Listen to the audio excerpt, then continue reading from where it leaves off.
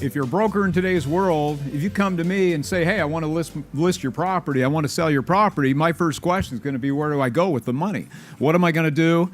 And for those of you that have had that question, I think this panel is going to provide some good opportunities for you. The other thing is, what happens if you're one of these people that actually believes that there's going to be some tax reform or something might happen, and you've got that broker that's closing a deal, you've got a seller that doesn't want this thing to close this year, they want it to close next year because they're sure that Trump's going to get tax reform done. What do? You need your presents at Christmas time, right? You got to have that money, that commission. This is going to give you a tool to get this thing closed this year instead of next year. Of course, your 1031 companies can tell you that, hey, if you set up the exchange, you have the genuine intent of completing it, and you don't for some reason, you don't have the right to that money till next year in another, right now we do actually. We get 180 days out, you shove things back. But we've got a great panel, great speakers, and they're going to give you some options, some opportunities, tools to make deals happen, and just, more arrows for the quiver. So I'm not going to do the introductions. I'm just going to introduce the speaker. They're going to take a couple minutes to introduce themselves and a little bit about what they do. And let's get started right now because we don't have a lot of time, and I'm sure you're going to have questions. So I'd like to start off with Carlin. Would you like to take it? Absolutely. Can you hear me? Yeah. Good afternoon. My name is Carlin Conklin. I'm with Investors Management Group Northwest. Our company here in Portland coordinates with Investors Management Group out of Los Angeles. And Investors Management Group is a sponsor in syndications with the sole purpose of putting investors together in the acquisition of value-add real estate across the country. So the work that I do with Investors Management Group, Lindsay's here, Ann Bloom is here. Our entire job with the company is raising equity and investor relations. So that's what we do in our office here in Portland versus out of Los Angeles. That's where we have all the asset managers. We have the acquisitions people, and that's how we coordinate what we do. We have been trying to find something in Portland to bring to our investors for 3 years, and we actually have a deal now. It is Lawnfield Gardens out in Clackamas. So as we talk about what we do, which is putting investor groups together in tenancy in common, you might have a investor who is needing something for their exchange that might be a possibility for you. So we'll talk about tenancy in common, how that's different than just 100% ownership of a building as we move along. Thank you, Carlin. John. Hi, I'm John Kopiak. I'm the president of Clean USA Power. It's an energy company located in Bend, Oregon. My number is 541-668-0423. I have something completely different to tell you about. California recently, a few years ago, passed a law that the whole state must be 50% renewable by 2030. So they're building 100 square miles of solar farms right now. My company buys the land underneath the solar farms and leases it to developers who sell the energy to the largest utilities in the United States. In a nutshell, what we offer is land that is under a solar farm with a 35-year lease at a 7 cap. So if you have clients who might be thinking that the market is kind of high and they may want to step out of the market if they think a recession might be coming, you could buy a solar farm at a 7 cap with a 35-year fixed lease and sit on it until you feel like you'd rather get into regular real estate again. But like I said, there's 100 square miles of solar farms being built in California, and Oregon has a mandate to be 50% renewable by 2040. So we're about 10 years behind California in this example, but soon you'll see a lot more wind and solar farms being built and a lot more land that they'll need, and most of this land is leased. Most of it's private, and it could be right-sized. It's anywhere between 2.5 acres to 600 acres. And my company owns thousands of acres of leased land to developers that we could sell at a 7 cap. Thank you. Thank you, John. Lon Dufak. Thank you, David. I appreciate the opportunity to be here at CCIM. And my name's Lon Dufek, and I I'm supposed to give my title. I'm sure I'm a CPA and CFP. My phone number is 503-216-6636, and you'll find information on our tables about our Office of Gift Planning. My name is Lon Dufek, and I'm the Senior Director in the Office of Gift Planning at Providence. I've been with Providence for about 17 years and have been involved in the area of gift planning since the late 70s. So almost 40 years now I've been involved in this field. My role at Providence is to support our 10 foundations in raising money for heart and cancer research, children's and women's programs, and whatever is associated with healthcare, we raise money for it. My primary responsibilities involve encouraging our community to support Providence through estate giving and through life income arrangements such as charitable remainder trusts and gift annuities. On this panel, I will be discussing primarily charitable remainder trust. I'll refer to them as CRTs, and I will be discussing how they can benefit you financially, and also on the tax side as well, because there's a number of tax benefits. And if any of you want to talk tax reform, I'm more than happy to do that. I keep up on that on a daily basis, and we'll see where tax reform goes. That's that's an issue. But the main thing that I want to present to you is how to use CRTs to sell commercial real estate, especially highly appreciated property in which capital gain taxes are due. Thank you, Lon. Jack. Thank you.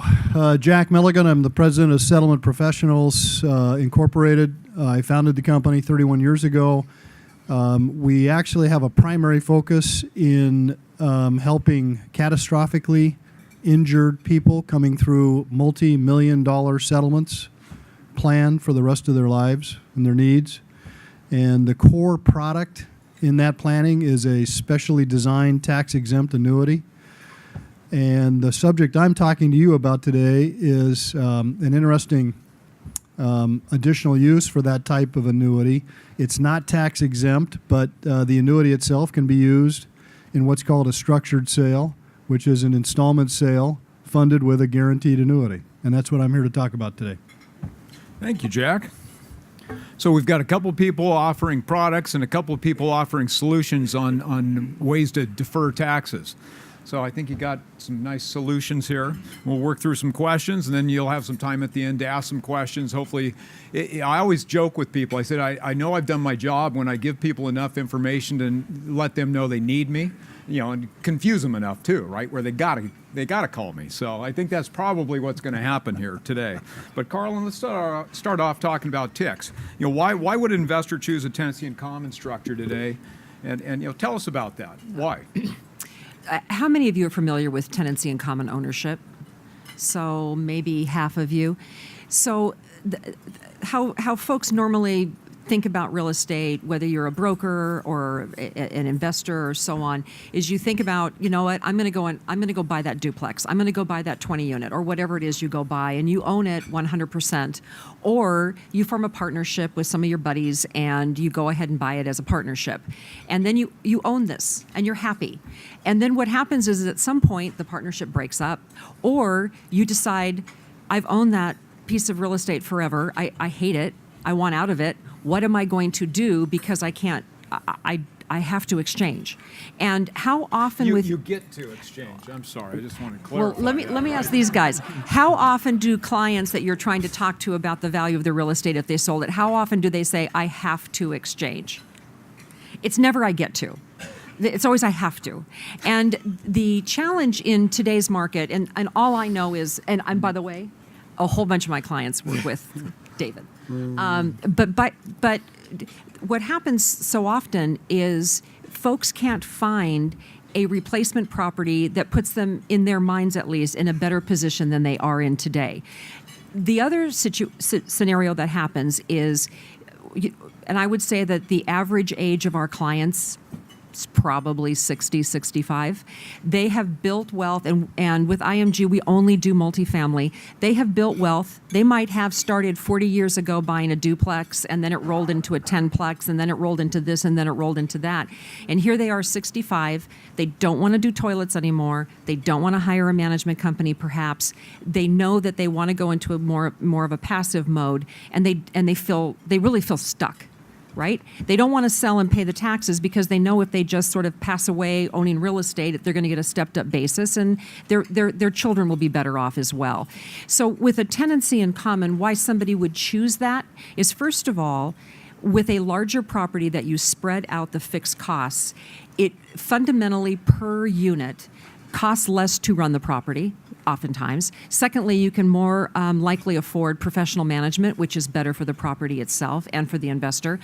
And what it allows then is a smaller investor can then purchase a larger property and an undivided percentage interest in that property. And one of the most important things is they can exchange. The IRS recognizes tenancy in common if it is done appropriately. So the tenancy in common world got a really bad rap when we hit the downturn. And quite a few sponsors, or even here in town, you've got SunWest or you have DBSI or those, they did not do them correctly. They did not follow the guidelines. They did not follow the rules. And they did not rigorously underwrite their properties. So where a person would benefit in a tenancy in common is most appropriately if you do the most due diligence that you can, and you do it on the sponsor. Okay, that's my recommendation to you, is that you do your most rigid due diligence on the sponsor itself.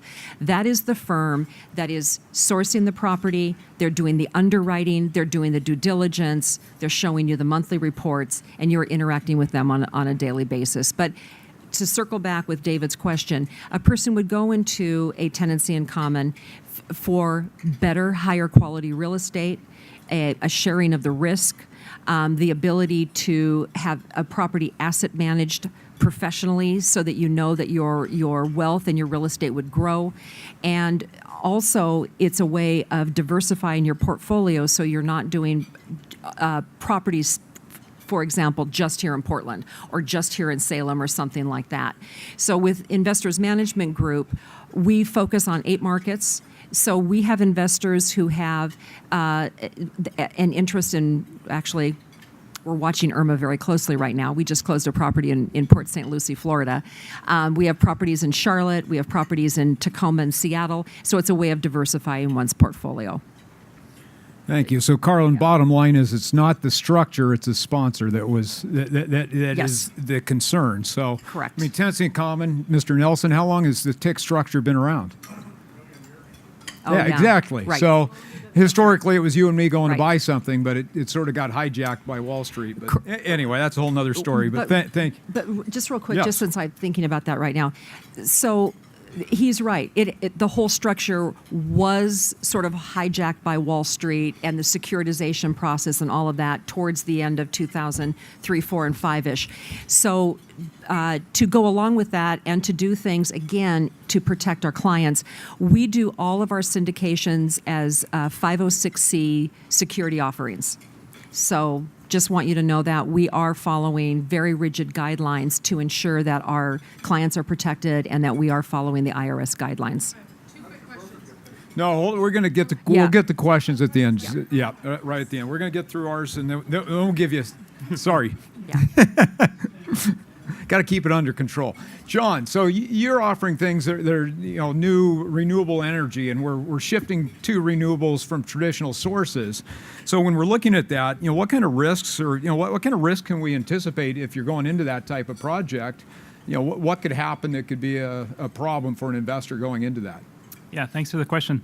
The risks once a solar farm is built are very small, because there is some risk getting into the development. Maybe the development could be canceled and so forth before it's built. But once it's built, it is set, and it's insured in case there was an earthquake or a, who knows, asteroid or fire or something.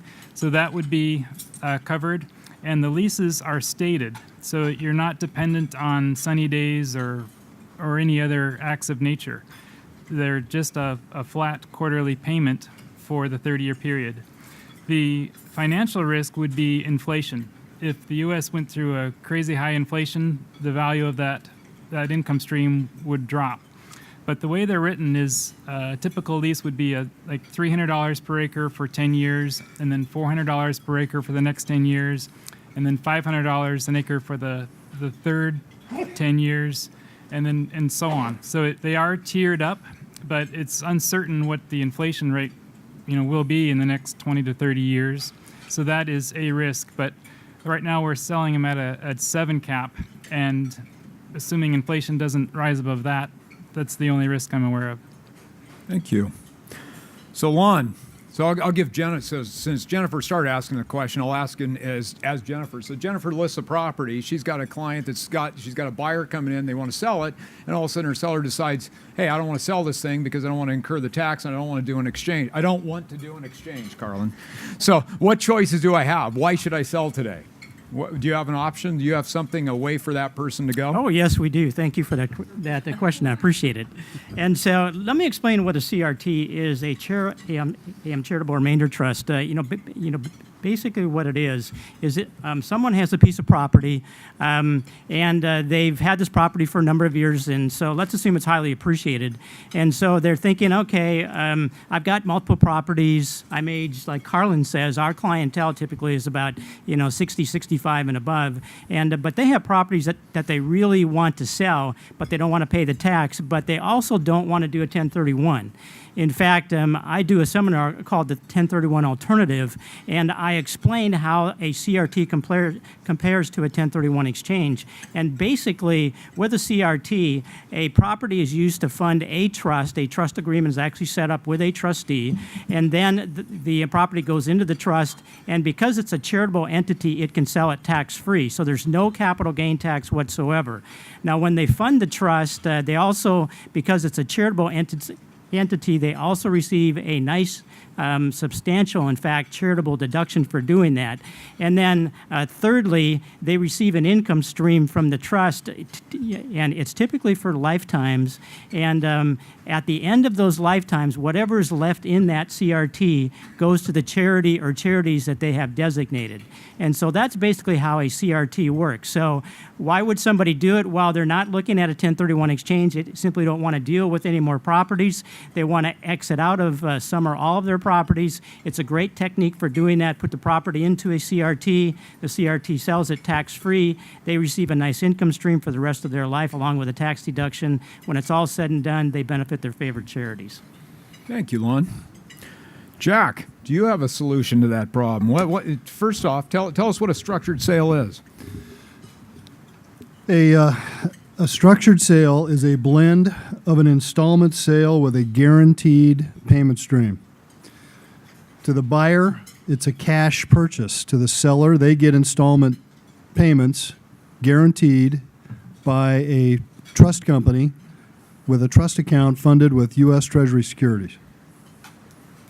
So if anyone has anyone ever sold a property, carried a contract or a note and trust deed, and had a problem with getting paid? Yes? I see a few heads, the heads I'd expect to see bobbing. So this is an option. This is an opportunity where you get that out, that problem doesn't exist. This is a situation where the person, this third party assignment company, assumes the obligation to pay, right? So right.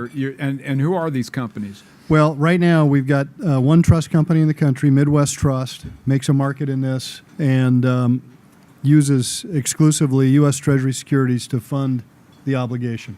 So all the payments are backed by Treasury notes or Treasury bonds, Treasury T-bills. Great. So Jack, as far as like paperwork, as far as if somebody wants this option to get started, when do they have to put something in place? Well, at the time of the purchase and sale agreement, it's really pretty simple. There's an addendum to the agreement. It simply states that the buyer is going to make installment sale payments and that they are going to assign the buyer's liability to Midwest Trust, and the seller will accept that assignment without right of rejection and look only to the trust company for their future payments. So, Lon, sort of the same question to you. So, in order to have this as an option, let's say they get it, can they do it after the fact? They get into the exchange, even though this is an option in opposition of the exchange. Maybe can they use it as a fallback?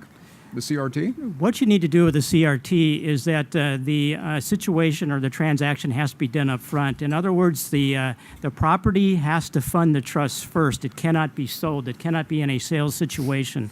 So if you have a purchase and sale contract, basically you've gone too far. And if you had a purchase and sale contract signed and you transferred that property into a CRT, the IRS would deem that a sale, and you would be subject to the capital gain tax. So it's very important to avoid what I would term as a prearranged sale rules, and that the transaction, if you're looking at doing a CRT with a sale, put the property into the CRT first and then market the property, sell the property within the trust, and that's what's important in avoiding the capital gain tax. So, in Jack's situation, you can have it as a fallback. In Lon's situation, you can't. So, what are the Boy Scouts motto? Be prepared. Anybody scuba dive? What's the saying with scuba diving? Plan the dive, dive the plan, right? So, make sure you're set ahead of time, not after the fact. All right. We're back to you, John. So if we look at subsidization of these renewable energy sources, and all, we've got an administration that's not a huge fan of these things. So how's that potentially going to impact you, or what are you guys doing? What do you see that can sort of hedge bets and keep things going in the right direction? Yes, that's a great question. So when Trump got elected, I was freaking out. I have to tell you. I didn't know what was going to happen, but it turns out that the more liberal states, and particularly the governors like Jerry Brown, got fiery, and they decided they were going to bring their states into renewable energy with or without the federal government. And so we are pushing ahead, Oregon included, and there's 31 states with renewable power mandates, and they are all pushing ahead. The other states are not, but we just buy in the states that are pushing ahead, and like Jerry Brown, they are more fiery than ever that they want to bring their states completely renewable and sooner than before. So I was expecting some turbulence, but it turns out that if we buy in the 31 states that they are totally fanatical about, no, not totally fanatical, but very energized about proceeding, it's looking excellent. Nobody's going back on their mandates. They're just becoming stricter every year. Thank you. Oh, one other thing. And in many areas, we've reached grid parity, which means the solar or wind farm is cheaper than building a coal or gas plant. So it makes sense economically, even without the subsidies. Thank you. So Carlin, I'm somewhat familiar with your product, and I was taught when I got involved with investment real estate never to bank on appreciation. I just don't like that. So I've got to be able to look at properties and figure out how to make money. And I was always taught, hey, what are you going to make? How are you going to make it? When are you going to make it? And if you can't answer those questions, don't buy it. Right. So when we look at the risks of a tick deal, what are you guys doing? I mean, if we talked a little bit about the past failures and going forward, what's your product offer and how do you reduce risks? What are the risks going into a tick deal? My attitude is a tick deal is the risks that are inherent in real estate are inherent in every tick deal. Real estate is fundamentally illiquid. I mean, if you want the money today, you might get it 6 months from now, right? I mean, if you've got to market and sell your property to get top of market, I mean, it's illiquid in some respects. If you do not do your due diligence correctly, if you do not do your contracts correctly, if you hire the wrong management company, those are all risks. And so what we advise clients that are talking with us, first of all, it's like, oh, Carlin, I trust you. I said, you know what? I'm not in the business for trust. Do not trust me. Don't ever trust me or anyone else. Here is the due diligence that was done by third-party experts. Here is the underwriting that's been done and evaluated by third-party experts. You do your due diligence and you make a decision whether or not this investment fits with your own investment plan. And when you can get through all that, then we can talk. So the risks that I see in deals or with anyone pooling other people's money is if the underwriting is too aggressive, if people do not really truly know the market, If you are completely dependent on one or two people, I mean, I've seen sponsor groups where it was all on the CEO and CFO, and if one of those people, something happens to them, the company or the deal collapses. That's a big risk. So the most important thing is, does this real estate stand up? Okay, all by itself, does this real estate stand up? Is there intrinsic value in this real estate? Is this market a market in which to invest? Is the underlying debt, does it take you through a bad turn in the market? So for example, most of us in this room, I see a lot of gray out there, most of us have lived through 2 or 3 different cycles, right? In this last cycle, if somebody was going to lose multifamily, it's because they couldn't get a loan and they had loan maturity at the bottom of the cycle, and they lost their property because of that. So one of our mitigation factors is we try to time our loans, what we can do with loans. We have very easy exit out of our loans so that we can understand the market, advise our clients on the market, and we time the market in such a way that if we're going to see this going on, we're going to sell before it hits here. So we do little things like that. But the risk going in is mostly mitigated by due diligence. Secondly, it's going to be mitigated by iron-tight contracts. Okay, so a tenancy in common agreement that tells people on the way in, this is how you will behave. If you don't behave in this way, you've automatically given your voting rights to other people who do know how to behave and play well in the sandbox with others. Because what you are doing is you are pulling people together. And then secondly, if we don't think that an investor is aligned with the goals of the other investors and with Investors Management Group, we do not allow them into our deals, okay? We have to put people together that are like-minded. So if you've got like-minded people, if you've done your due diligence well, if you have underwritten well, and if you are well insured, if you own a property in Port St. Lucie, Florida, you have done as much as you can to mitigate risk. There is no way to annihilate all risk. Got it? We can't. Nobody can, but you can with experience and being very smart and also having incredibly good attorneys. What you do is you line item it and you minimize the risk. And what we also do is we make sure that every single investor who goes within our deals understands all of that, understands the risks, understands everything. So just real quickly, and then I'll turn it over. I don't want to dominate here, but so how we structure our deals is we will have anywhere from 3 to 10 tenant in common slots within a deal. So for example, Port St. Lucie that we just closed, it was a $10 million equity raise. We had, I think, 8 tenant in common owners. But in the IMG TIC, in this particular TIC, we allow limited partner investors to invest, and we allow in a minimum investment of $50,000. So in the IMG TIC, we have, 15 or 18 investors. The smallest one was $50,000. The biggest one was $2 million. And then, so that's a limited partner arrangement with Neil Schimmel, the CEO of IMG, as the managing member. And then we have also each of the individual tenants in common themselves. But every single investor that goes in, we verify that they are accredited investors. We make sure that they understand all the risks and all the variables, so you can, at least with knowledge, you know what you're getting yourself into. Thank you, Carlin. Yeah. So is your product something that could be like the DST world? A lot of times they sort of position their product as a fallback in case you can't find something else in an exchange. How often, is product always available through you guys? Is it something where somebody, if they say, hey, I want in this project, how long can you hold that spot? How long are you willing to hold that spot? We will hold a spot maybe 3 weeks, maybe. We are finding we are filling our syndications way faster than we had anticipated. Our $10 million equity raise, 3 weeks. Lawnfield Gardens, it's a $8.3 million equity raise.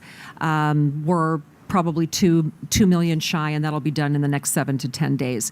So what is clear is that we are filling a really critical niche in the market for investors, those investors that do want to exchange. And David, yes, we are many people's fallback position, and yet when they look at, here's the numbers, here's the returns, here's the market, versus my option is a 30 unit in Rockwood, we're a pretty good option. Yeah. Thank you. So, John, same question to you. I mean, as far as your product availability, you always have things online. How long? Yes, we always have things online. It's a little bit more complicated than I've explained in that I have a tranche of investment companies, and so I always have an open company where I would have equity investors buy into the company. Those companies go and buy land that's in development, and then once it's developed, then I offer those properties for sale. And so my main option, or my main point of being here, is to offer those properties for sale because the risk has been removed from them. They have 35-year leases and they're already operating and paying quarterly. But I do have other investment opportunities available, and they're always open. As long as we're still dependent on gas and oil, I hope they'll always be open. But I expect to do this for the next 30 years and always have an opportunity to buy into a solar farm. Great, thank you.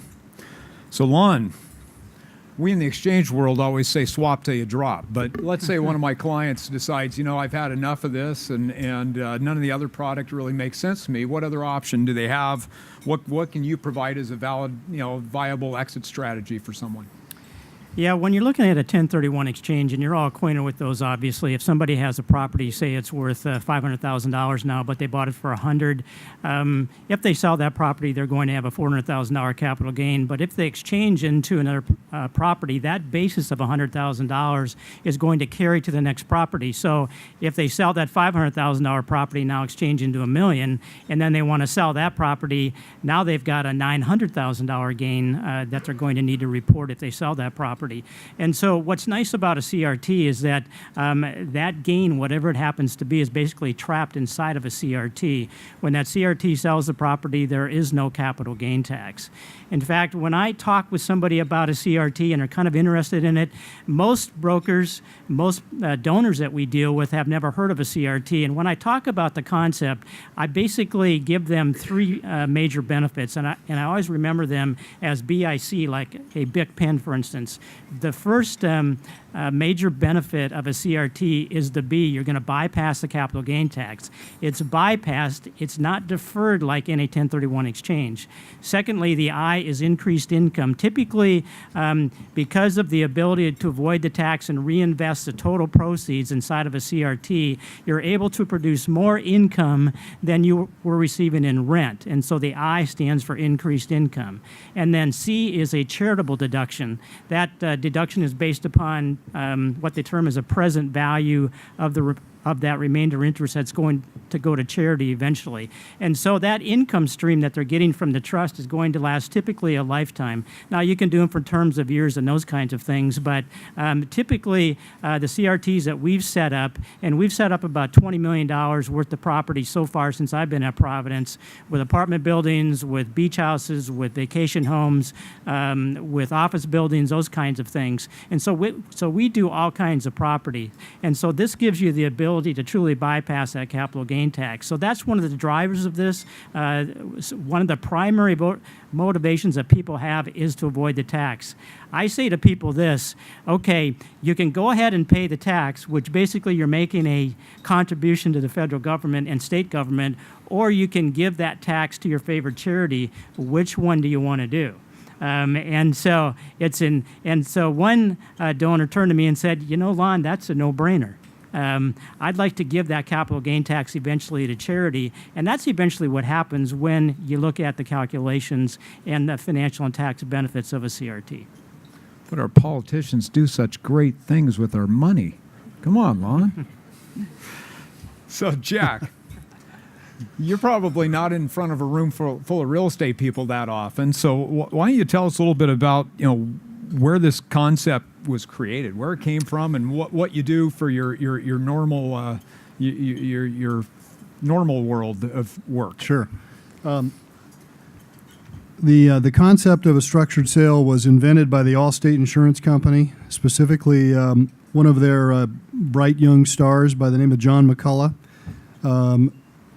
Became exposed to the potential problem in installment sale situations in real estate where a seller wanted to sell an appreciated piece of property but didn't want to trust the creditworthiness of the buyer in the transaction, didn't want to have a default situation and the possibility of getting the real estate or the business back in a dilapidated state or after a market correction and then have to deal with it again. So it's simply substituting a guaranteed payor for the buyer. The biggest problem is, the biggest problem is sellers not trusting the buyer to fulfill the contract or not wanting to trust them. The ideal client in this, 65 to 70 years old, appreciated real estate, wants to exit, doesn't want a 1031. Wants to generate a guaranteed income stream, has been through the crashes and the downturns in the market. Maybe their pension, I think the saying back after 08 was, my 401k became a 201k.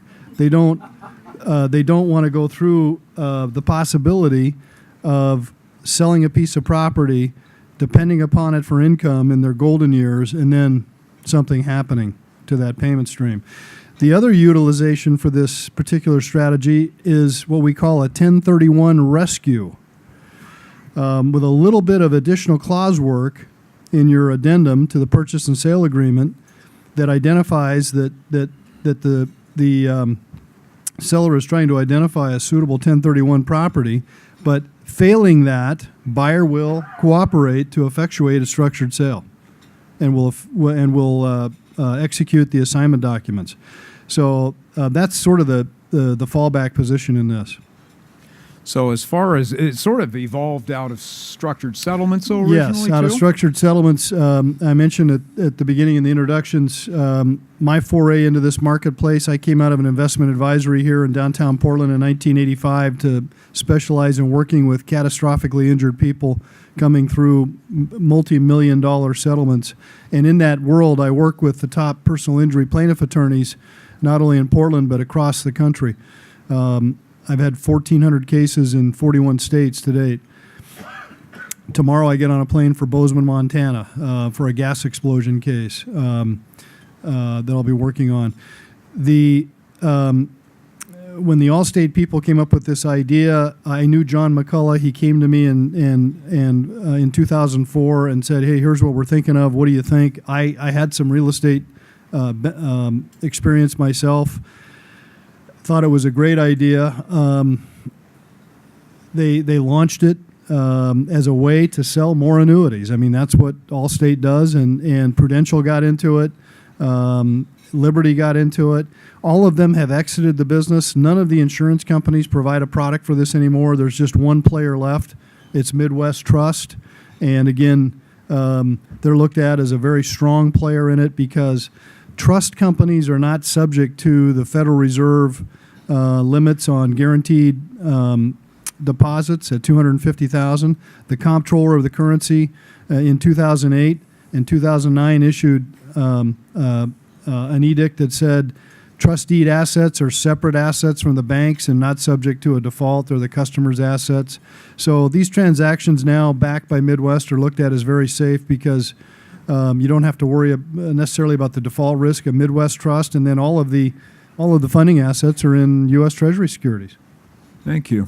So we've got situations every once in a while where a client's got, through the exchange, value and equity requirements that need to be fulfilled. We've got sellers maybe that want installment sale treatment on something, but the buyer can't accommodate that. Maybe, you look at the interest rates for the bankers in today's world, what's somebody that's going to carry paper, what are they going to want versus what that, bank loan's going to cost today?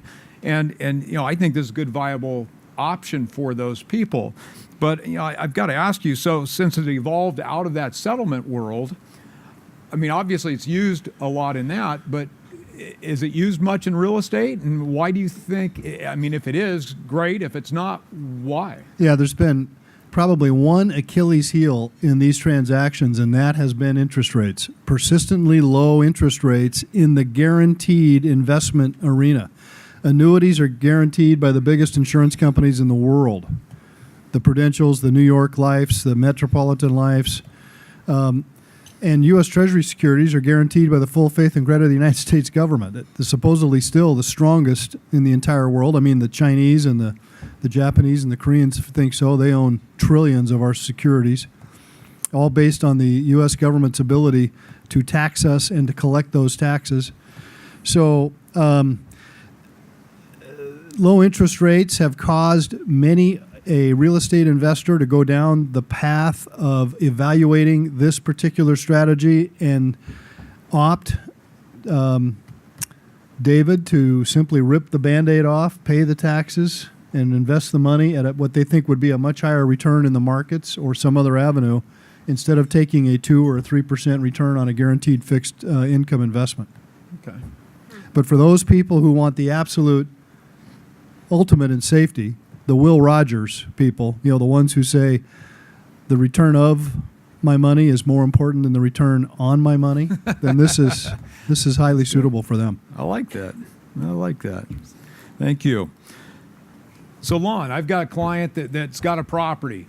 It no longer wants to deal with it. Like Carlin said, the terrible T's, toilets, trash, tenants, turnover, don't want it anymore, but they want the income stream. Do you have some way that would enable them to sort of keep that income stream over time without having to deal with the heartache of ownership? Well, that's what a CRT is all about, the ability to take an asset like real estate, for instance, and then put it into a trust, sell it, and then that's invested in a diversified portfolio.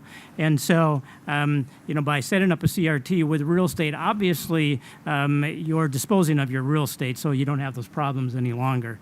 So it's a great way to dispose of your real estate, receive a lifetime income stream, and then eventually give that money to your favorite charity. And so, just to give you background on this too, people have asked me when I kind of explain what a CRT is and the benefits, they look at me and say, "Lon, is that legal?"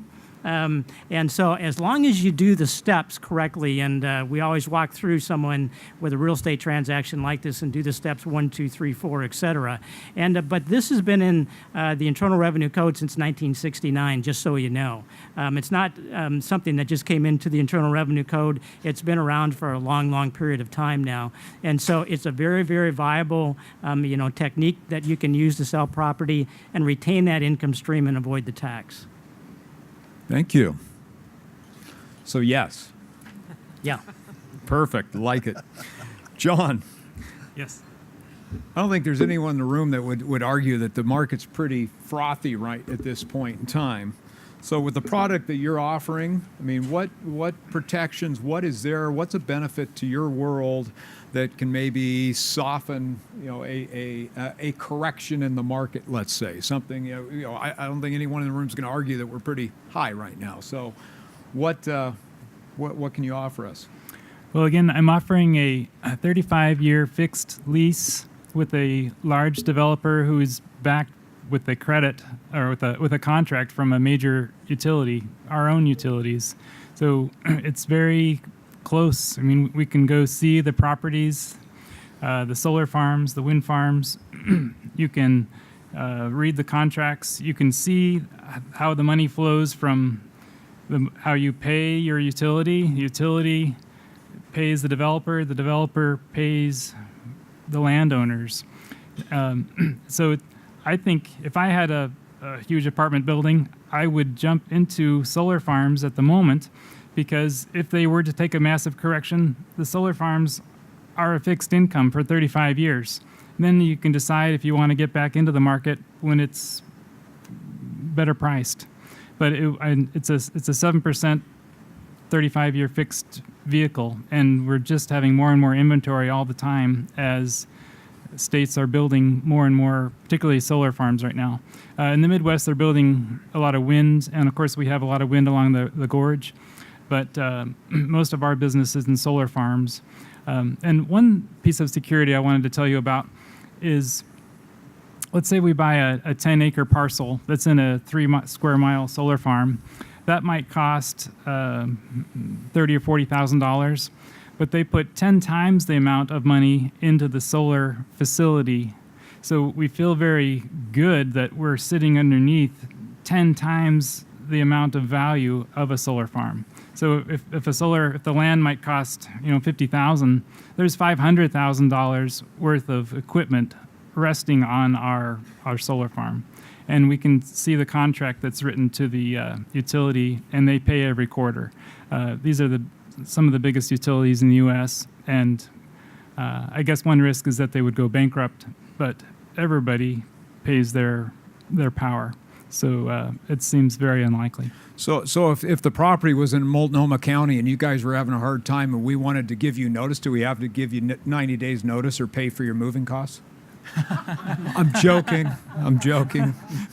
Well, that's the other thing is we can be very flexible with timing. If you have a deadline or whatever, we have lots of solar farms and wind farms, and they could be sold quickly. We're very friendly with 1031 exchanges, so we can adapt to your schedule. We get paid every quarter, and so they'll be here now and later for the next 35 years. And we're always buying more inventory, so it's going to go on and on and on. And even when we stop using gasoline and coal, there'll still be solar farms producing power and paying us rent. Great, thank you. So we've only got a couple minutes, and we're going to go Q&A from the audience. So just sort of ask Carlin. Sort of the same question. How are investors protected? And you covered it a little bit. Is there a way out? Let's say that something happens. Let's say I pass away. My wife wants out. She's she gets step-up basis on my deal. She knows she can get out without paying tax. She wants out. Can she get out? Yes. The provisions within a tenancy in common agreement spell out how one sells one's interest if they want to leave the deal early. If you think real estate is illiquid, a group of people oftentimes is even more illiquid. So the only stipulation is that the tenant in common piece must be offered to the current investors first, and then it can go out to market. So it absolutely can get sold early, but we tell folks coming into our deals to plan on holding it for the life of the investment. We have had several people pass away between all of our deals. Usually the heirs will hold it until we go and sell. It's just an easier thing to do, but it is certainly doable. Thank you. Hey, at the end, Mr. Nelson. Jack. See, I'm going to get in trouble with Jennifer if I let you ask. So, Jack, is there anything on the horizon that could impact? Is there anything on the horizon that could impact utilization of structured sales, or anything else you'd like to add for the good of the order before you go into the Q&A? We've been in a 30-year downtrend in interest rates.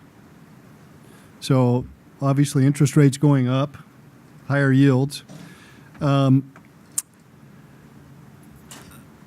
think whether the Trump administration is successful in changing the tax code or not, there is a certain class of individual property owner, I think, that has reached a certain age, the baby boom, the 70-year-old, that wants safety and security into their golden years. And I think they've been waiting around for viable opportunities. They don't want a 1031 exchange. They don't want the 4 Ts anymore. They don't want to manage any more property. They want an income stream and something that can take care of them. So I think they're going to wait just long enough to see if the Republicans can get a tax change in. And then a lot of us in our industry think that'll be sort of a watershed event that would trigger a lot of utilization of this particular strategy. Thank you. So, Lon, I would probably venture to guess that most of the brokers in the room hadn't really heard much or known much about CRTs. So when we look at this stuff, you've covered a lot of the benefits and all, but anything else you'd like to add as to why the brokers in the room should consider this? Sure. And One of the major things is that brokers always ask me, well, what's in it for me? And this is how a situation would work. If you had a client, for instance, that was interested in a CRT, interested in benefiting Providence or other charities, a CRT can go when it's all said and done. Say the lifetime stream is over, the donors have passed away. It goes on to the charities. You can list any number of charities that you want. You can list Providence. You can list, your alma mater. You can list, 20 or 25 charities if you wanted to. Where that money eventually goes. It doesn't affect anything you're doing up front. But this is how it would work if you bring us a client or what we term as a donor. Say that somebody is interested and you bring that client to us, we would then use you as a selling broker. So basically the relationship between you and your client does not change. So we're not going to take that property in at Providence and use our real estate department, for instance, to sell that property. We're going to use you as a broker. We did this on a 9-plex, 2 or 3 years ago. We had a broker bring that to us, and we turned around and listed it immediately and sold it. But that broker was a listing broker, and so he received his commission. And so basically, you will receive your commission. We will use you as a selling broker if you bring the client to us. Thank you very much, Lon. Jennifer. Perfect.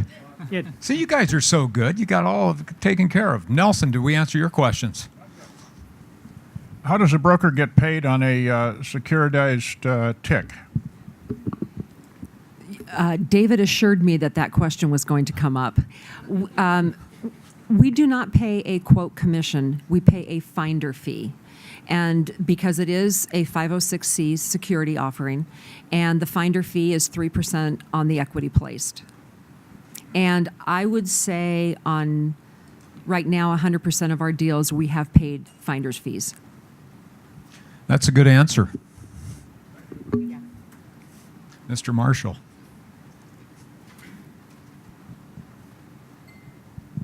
So, John, you're talking about this land. Why would I'm puzzled as to why the developer would not just buy the land. I mean, it's a small portion of his total cost. Why not just suck it up with everything else instead of paying somebody a 7% cap rate on that investment? Oh, that's a good question. Here's what's happened in the past. So leasing is the most common form of control in the United States. What happens is a large developer picks out a 3 square mile area, for example. So it's a big area and might have 300 owners in that area.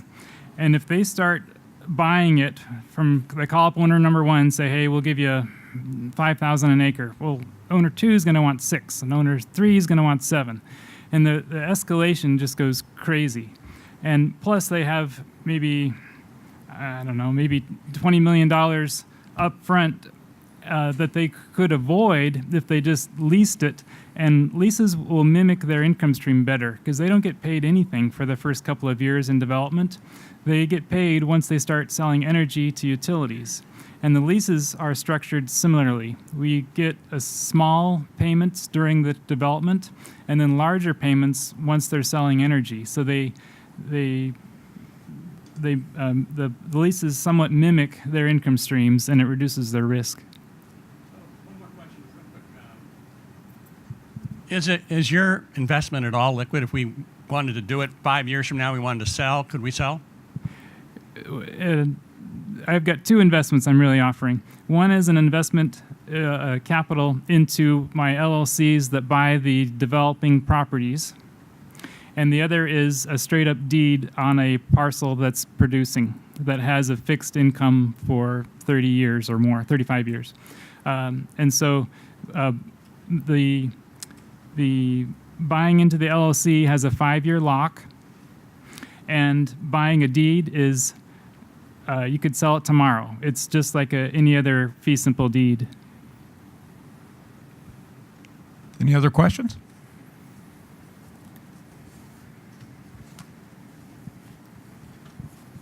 If the property I'm contemplating selling has debt on it, how does that work with a CRT or a solar farm or a TIC? Very good question about a CRT. We always emphasize that if you're going to set up a CRT, the property needs to be unencumbered. and so it needs to be debt-free. Now, if there's debt on it, we can solve that problem, and so, but the property itself, if it's encumbered, cannot go into a CRT because of IRS regulations. However, if somebody comes to us and has a piece of property, say it's $1 million, piece of property, and it has, say, $300,000 of debt on it, we can solve that issue by basically going through a purchase arrangement of that 30% interest in that property on the front end, and then putting the other 70% that is debt-free into a CRT. So that can be solved. The bottom line answer typically that I give is that you cannot put debt encumbered property into a CRT. However, I always have a however, we can solve that problem. Assuming that somebody doesn't come to us and say, I've got $1 million piece of property, but it's 90% encumbered, we would walk away from that deal. But if the debt is reasonable, say up to about 30%, that deal still works very, very well. Thank you. Time for one last question. Got one? No, we answered them all. Thank you very much. No, Nick. With a CRT, is there a minimum age? No. Typically, when you look at a CRT and you do the upfront calculations, there has to be a 10% deduction initially as calculated via the IRS tables. So the answer to the question is yes, there is an age where, and it's typically around 30 to 35 and below where you can't do a CRT because you don't meet the minimum deduction requirements. And so most of our clients, as I stated, are 60, 65 and above. And so it doesn't matter. But you can also do a term of years too. Trust. You could do it for a 20-year-old, while they're in college, for instance, you could do a 5-year term trust. And that would meet the IRS requirements, not for a lifetime, but it's for the 5 years they're in school, and pay them income for 5 years to pay their tuition, for instance. You can do that as well, kind of a substitute for a 529. So there are all kinds of types of objectives that we can accomplish with a CRT. One of them is lifetime income, retirement income, for instance. But if a person is looking at, maybe providing education for the grandchild, you can use it for that as well. So all kinds of options, for CRTs themselves. Thank you very much, panel. Carlin, for being the rose amongst the thorns. But as you can tell, there's a lot of complexity in this stuff. So if the only dumb questions are the one you don't ask. So take advantage of the resources. I'm sure that anyone on this table is going to be happy to answer your questions. Corner them afterwards. Get their numbers, give them a call. But they're going to be happy to help you guys make deals happen. So thank you. Thank you. Thank you.